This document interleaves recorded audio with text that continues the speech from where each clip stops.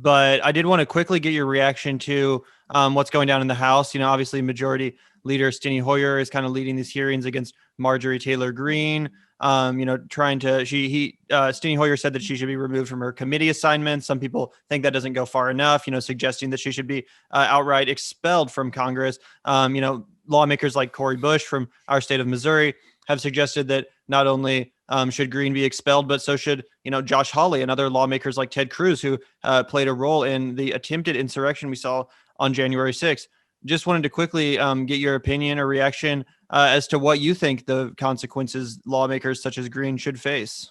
So first of all, of course, I think that she should be removed, and I'm literally seeing that she just, the House just voted to strip her of her committee assignments. Mm-hmm. I agree that is appropriate. Frankly, it's far from enough, though. I'm actually really worried about the fact that they took that step as though that's something to be celebrated. The reality is, she should be expelled. But I also want to say, and I think you alluded to it, that she's not the only person who needs to be dealt with and face repercussions for her previous actions. I mean, some of these individuals, including Ms. Greene, have done things since becoming members of Congress that are extraordinarily problematic, including helping to incite the insurrection, that attempted white supremacist coup. And so I support what Congresswoman Bush has called for, which is the expulsion of these members of Congress, up to and beyond the ones that you just named.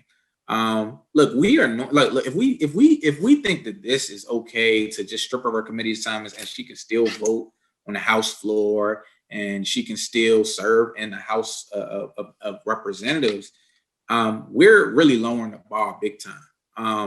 And I think it's actually consistent with the way that Congressman Hoyer and politicians like him solve big problems, is to use pinprick solutions to solve massive problems. Reality is all of them have to be expelled. They all have to be expelled. What happened on January 6th wasn't incited by one individual. It was incited by scores of so-called public servants who had zero interest in respecting the will of the people of this country. And so, that is extremely problematic. And the fact that it led to violence is that much more problematic. I actually supported impeachment the Sunday before the insurrection. And I actually asked the congressman to support it. If we would have been talking about impeachment then, perhaps the president would have mellowed his tone, as he has since done, and called for peace, and we would have helped to prevent that. So I think that's exactly what we have to do. We have to do that. We have to expel them. But let me. I want to make sure that I give you this anecdote because I want you to understand the broader context in which I view this issue. We had a very similar, although it had some differences, situation here in Maryland, right? In the Maryland House of Delegates, there was a woman named Marianne Lasanti, who called a district in my county an N-word district, right?